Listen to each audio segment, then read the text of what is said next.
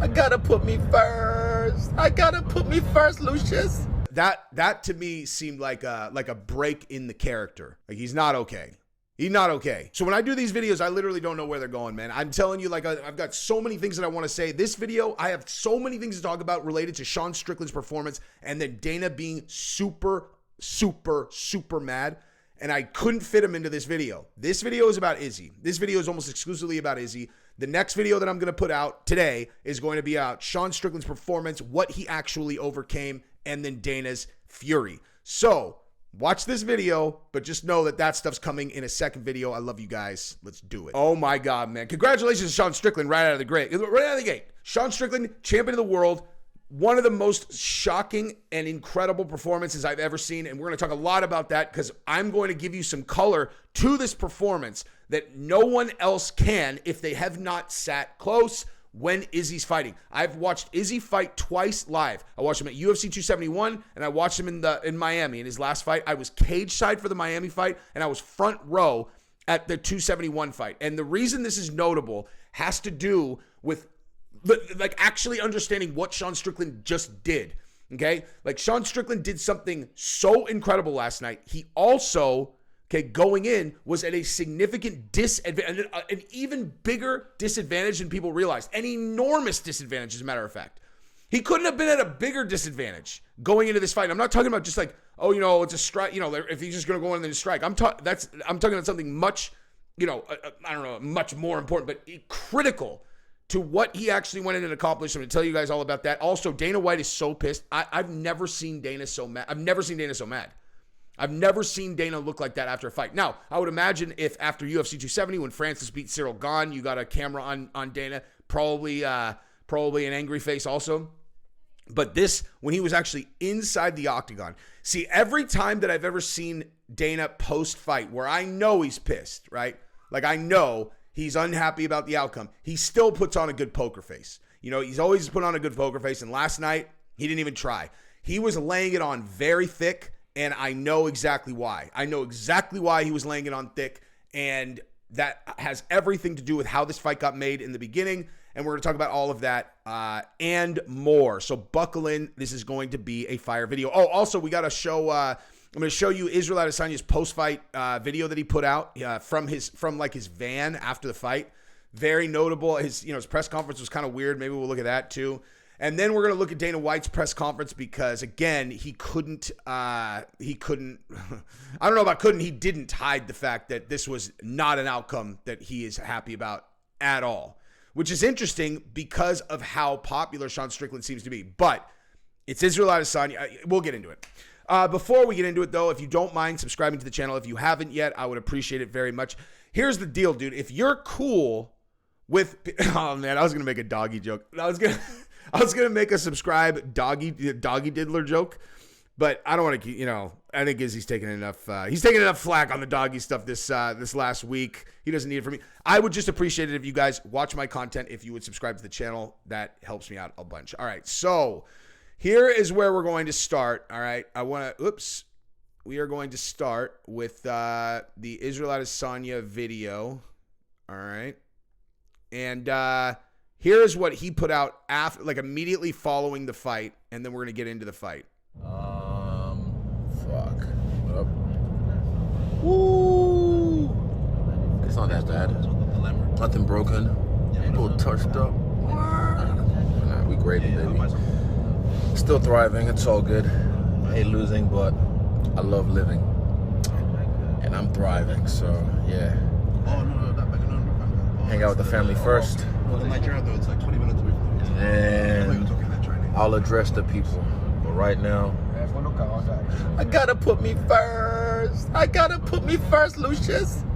So that to me, that does not. So how do I put this? Izzy is fantastic at losing. Right? He's shown that when he's lost, he's always kind of shook it off, right? He's always come off in a way that didn't seem like he was as devastated as he should be. The Alex Pereira fight, the Jan Blachowicz fight, that loss. I mean, listen, dude, he went up and fought an absolute bear of a man who took him down and just kind of nullified what he's best at, right? Against Pereira, he's winning the entire fight, and he gets caught again for the third time, and I thought he handled that incredibly well, given the circumstances. Like, he just shook it right off, and he was like, give me another one. Give me another one at that guy right now. And then obviously, and then he comes out and has a performance that he had. I was there for that, like I said. But this one, I mean, listen, dude, like, if you just watch this part, okay? He did a good job selling it, right? Like, he did a good job selling it right until this part, okay? Like, this is where it's like, oh, he's acting. He's acting.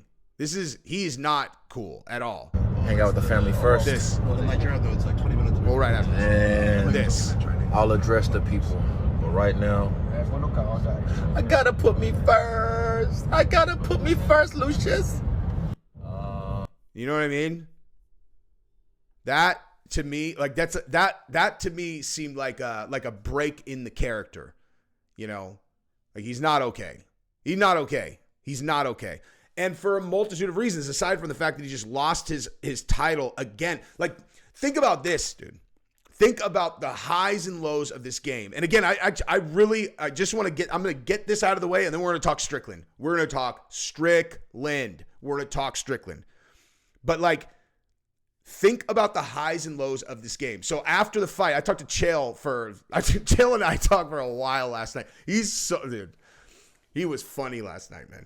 So we were wrapping out last night a bunch, and he was telling me a bunch of stuff about Strickland, like when he was much younger, all incredibly complimentary stuff. Like, I didn't know that Chael knows everybody, dude. Chael is literally trained with every single person, and he had really positive things to say about Strickland, you know, as like a young fighter when he trained at the same gym, and like, but we were laughing about how, or I was laughing about how this sport is just the crux of the top of the mountain and the bottom of the ocean. You know, I'm like, dude, look at this. Look at Izzy as a perfect example. Dude, he loses to Pereira for the third time, right?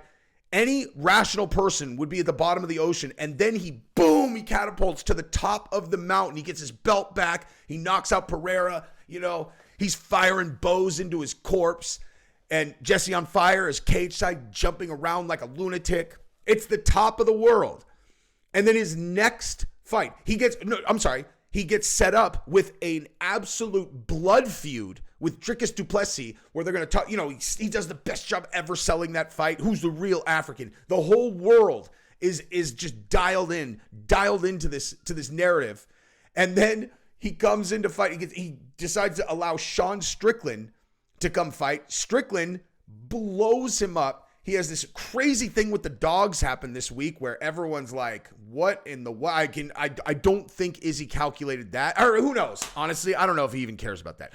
Bottom line, he gets the breaks beat off him in the biggest upset in the history of the middleweight division. I'm sorry, that might be the biggest upset in history in a title fight. I'm pretty sure it was. Rose, I know for a fact that when Rose beat Joanna the first time, she was a plus 540 underdog because I bet on her. Okay. That's the best bet that I've ever made in, like, ever. I'm pretty sure. That wasn't a parlay, right? That was the best single bet I've ever made. I was so confident she was going to win. But nonetheless, like, I'm pretty sure I think Strawn was I think he was like an 8-1 or something like that. Right. So it's the biggest upset ever. Now, being on the other side of that, the biggest upset ever. Everyone expected you to win.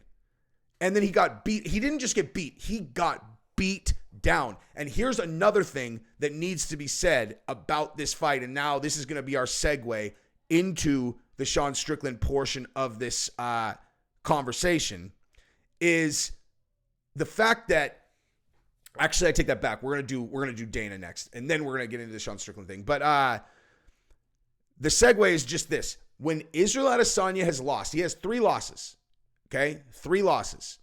1 to Jan Blachowicz, totally understandable. Okay, well, and actually, we'll go back to kickboxing too. But he has 1 loss against Jan Blachowicz, totally understandable. The guy's at bear. Everyone was just like, whatever, just go back to middleweight and dominate, and he did. Right? Alex Pereira. Now, let's talk about all 3 of those Alex Pereira fights, okay? First one, Izzy. People think Izzy won, right? tough decision. Second one, Izzy's beating the brakes off him the entire fight, then he gets caught. Third one, Izzy's beating the brakes off of him the whole time. I mean, he was definitely winning the fight. Absolutely for sure winning the fight. Pereira needs to get a finish in the 5th round, and he gets a finish. But Izzy was winning. So right there, he's like, I'm a better fighter. I'm a better, Jan Blachowicz just big. He can hold me down. Pereira, 3 times I lost. I was the better fighter. I just got hurt, at the end. And then he knocks him out. Okay, Sean Strickland beat him from post to post, and Izzy could not do anything about it. He couldn't do anything about it. He got beat from post to post. There was no moment where Izzy hurt Sean. There was no moment where, the first half of the first round looked basically like I think most people expected the entire fight to look, where Sean's walking down. He's kind of standing in front of him with, pretty kind of like simple offense, while Izzy is doing all of the Izzy stuff and he's just picking him apart. Like that's what everybody expected. And then from the moment that Strickland knocked Izzy down, I guess he took the second. Actually, God, I got to talk about that too. But bottom line is Strickland beat Izzy post to post. This was not like these other fights. Okay, these are not like the other losses. Strickland beat the brakes off of Israel Adesanya post to post. So that's the first time. Now, so when you look at this, right? When you look at this clip and he looks so, flustered and wrong, this is the first time he's ever gotten beat like that. He's never gotten beat like that. Like he got outclassed on the feet by someone whose game he did not respect at all. Okay? I'm not saying that he didn't respect Sean Strickland. I'm not saying that he didn't, he went in. I don't even know if it overlooked nothing. I'm not even saying that. I don't actually think that's disrespectful for people to be saying he just overlooked Sean Strickland. I don't agree with that. I don't agree with that. Now, I just realized that I've been talking for 11 and a half minutes. So I'm actually going to talk about Strickland in this video. And then we're going to talk about Dana probably in another one, because I'm going to end up doing a 30-minute video here. But yeah,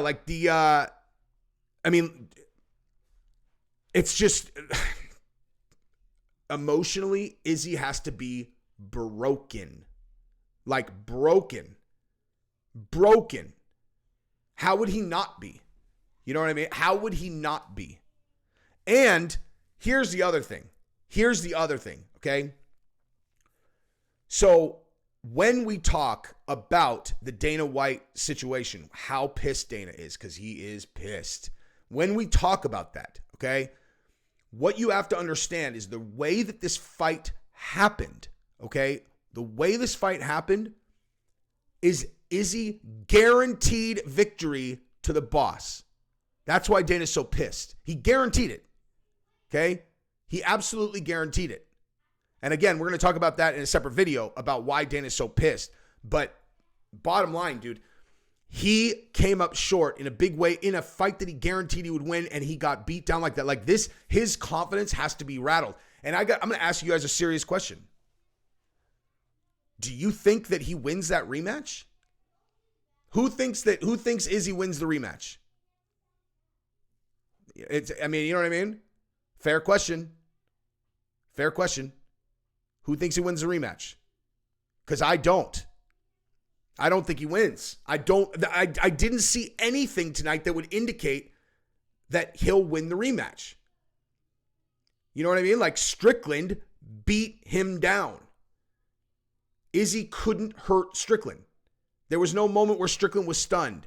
There was no moment where he had anything for him. The best moment of that fight from a corner perspective is Nixick goes, he's just snake charming you. Don't let him snake charm you. And I thought that was so brilliant. Right when he said it, I was like, wow. And then I'm pretty sure, I can't remember one of the comments, it might have been Laura Sanko. Great job, Laura Sanko, last night, by the way. And they said, they were like, that's such a great metaphor. And it is. Because it's like, at the end of the day, when you break down how Sean beat Izzy, Izzy has 1,000,000 attacks. He has 1,000,000 feints. He has 100 ways to make you move. He's got 100 different ways to throw strikes. It's like, it's this. And that's where you get into the actual fight. And I was very excited to talk about this part right here. So the actual fight looks like this. Izzy has literally 80 different ways to hit you. He's got 80 different feints. He's moving constantly and you're having to react because he is so creative. You don't know what you're going to do. And that's why everyone was picking Strickland to lose. That's why everyone was picking Izzy. It's like Strickland he's going to stand straight up. He's going to, he's going to hold his, we knew exactly what he was going to do because he does it with everyone. He didn't throw a single leg kick. He throws a push kick, front kick, whatever you want to call it. Front kick or push kick, whatever you call it. He's throwing it to the gut, and then he's throwing 1-2s. That's it. That's it. And he spars so much that he is totally comfortable slipping and moving and not getting hit. That's his whole game. That's his whole game. And the simplicity of his game is what beat the complexity of Israel Adesanya's game. It's like, it's unbelievable to actually think about it. It's like Sean made it so simple. Walk it down. Just don't let them hit you. Just don't get hit. Just don't get hit. Walk him down, control distance, stay in front of him, and just don't get hit. He could throw strikes a billion different ways. Just don't, stay protected. And you think about this, dude. When you take away the Pereira fight, right? You take away the Pereira fight. Who hurts Strickland in the last, recent past? Who hurts him? His defense is absolutely unreal. And so as soon as he stopped letting Izzy snake charm him, that's when he really put it on and started beating the brakes up. Now I realized the knockdown at the beginning, the knockdown at the end of the first was, that was unreal. That was unreal. There was it was just one of those things, man, where like, before the O'Malley and Aljo fight, right, we had a bunch of people at our house, and Giselle, my 11-year-old daughter, and her friend Kylie, also 11, who was like her jiu-jitsu teammate, they're like, so they're all Sean O'Malley's fighting, so they know who Sean O'Malley is, right? Like they're, apparently, even when you're 11, like even if you don't watch, Giselle watches UFC, but like even Kylie, like they all know who O'Malley is. And they're like, Sean O'Malley's going to win. And I was like, who's he fighting? They're all, I don't know. I was like, so what are you talking about? They're all, Sean O'Malley. It's Sean O'Malley. He's going to win. I was like, listen, guys, listen. Trust me, I am a UFC YouTuber, okay? I really want Sean O'Malley to win. And beyond just for my channel, I love Sean O'Malley. I think Sean O'Malley is amazing. I want him to win. Trust me. But, and then I laid out why the matchup was so, seemingly so bad. Then he wins. Going into last night, Giselle goes, so who's fighting? I'm like, oh, Sean Strickland and Israel Adesanya. She's like, who's going to win? I was like, oh, Israel Adesanya. Izzy's going to win for sure. And she's like, oh, well, how do you know? She's like, I think Sean Strickland's going to win. I was like, first of all, you don't know what you're talking about. And I'm like, this is different. And she's like, that's what you said about O'Malley. I'm like, this is different, dude. This is different. And I genuinely believed that. I really believed that. I thought that there was no possible way that Izzy could lose this fight. I didn't think it was possible. Like I literally did. I'm like, dude, look, Strickland's not going to wrestle. No matter what he says, he's going to stand. They're going to be in a kickboxing match. There is no scenario where Sean with his 1-2 can beat Israel Adesanya. And I was wrong. Wrong. And now, after watching that fight, I don't believe Izzy beats him in the rematch. I think it looks just like that. Because if you really think, like, this is how simple Strickland has made it. I don't care what you do, Izzy. You can't hurt me. You can't hurt me. Because, you want to focus on my legs. Okay, well, I'll throw that 1-2 right down the middle that I can hurt you with. Okay, that's like kind of like simple, this, if this, then that. And out of all that other creative stuff that Izzy threw, he couldn't get to Sean Strickland's head. He couldn't get to him. Strickland rolled every single punch. He didn't make solid contact with his head at all. And so, what's going to be different in the next fight? And Dana said that he believed that there was something wrong with Izzy last night, and I don't agree with that. That's not what I saw, dude. Izzy looked like he always does to me. He looked like I'm very curious. Did you guys disagree with that? Like, do you guys disagree do you guys think Izzy looked slow? Do you think Izzy had an off night? I didn't see that. I didn't see that at all. And that's a separate video that I'm going to talk about here. Actually, you know what? No, it's not. I'm going to talk about that right now. I don't think that Izzy had an off night. I don't think he had an off night. I think that Sean Strickland was a puzzle that he was not prepared for. I don't think that he took Sean Strickland's... I mean, it'll be very interesting to see what happens in the rematch, you know, because now there is a puzzle to solve that is very simple. The puzzle is simple, and now you know what you're going to get, okay? You know exactly what you're going to get. You know exactly what you're going to get. Can you solve it? It seems to be the most simple puzzle that has ever existed in mixed martial arts. It seems like it, right? Except it's not. It wasn't. All the fancy stuff. At the end of the day, if he is good at keeping his chin behind his shoulder, right? And he's good at threatening a strong, straight punch with another one behind it, it makes things complicated if you can't land on him, dude. You know? The Philly shell works. In boxing, like, it's like, you can go for my temple, but if I'm here... Even if you go, I mean, that's the whole thing. The whole thing, I mean, like, for those of you guys who don't really understand the Philly shell, which is what he does, here's the entire methodology. It's a defensive boxing position. Like, it is a defensive way to box. You have your shoulder here. You have your opposite hand, your cross hand here. And so how's someone going to hit your jaw? How is someone going to hit your jaw here? Okay. And then if they come at your temple, you roll. Okay. So even if someone throws a perfect hook, a perfect straight punch, if you're rolling it, how are they going to hit your temple square? It's very, very effective at defending against knockout shots. That's why it exists. That's why lots of people box like that. So Izzy's going to have to figure out a way to get Sean out of that position if he wants to knock him out, like Alex Pereira did. You think he's going to fall for that one again? You know? Izzy's going to have to try. Izzy might have to beat him on his body or something. But it'll be very interesting to see that rematch. I'm very curious how that rematch goes because I personally can't see Sean Strickland being an underdog in this next one just because it was so dominant. And again, I know Dana said that there was something off about Izzy, and I actually am going to put that in a separate video because, the whole thing with Dana needs to be talked about. That whole thing needs to be talked about. But man, dude. And then I'll talk about what Sean Strickland did also in that video separately. Because that video, I didn't do a good enough job here talking about what Sean Strickland, this is all basically about Izzy.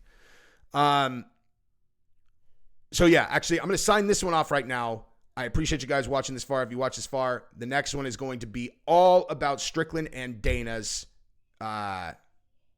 being very upset, and he is. So appreciate you guys. Subscribe to the channel, ring the bell. That's going to be a fire video also. That's what it is. Love you guys.